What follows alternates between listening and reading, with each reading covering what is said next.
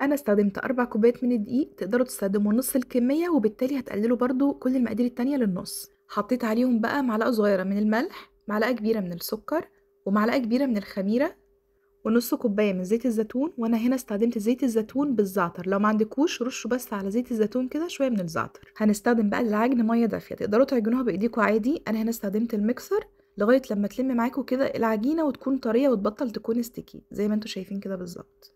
وسبتها تخمر كده يعني تقريبا ساعتين. علشان بقى نعمل صوص البيتزا السريع، استخدمت هنا معجون صلصه طماطم وعليهم شويه زيت زيتون برضو استخدمته بالزعتر، وشويه من الثوم الباودر والبصل الباودر، وعندي كده روزماري باودر برضو حطيته، هيدي نكهه حلوه قوي للصوص. عملتهم ميكس مع بعض وكده صوص البيتزا بقى جاهز.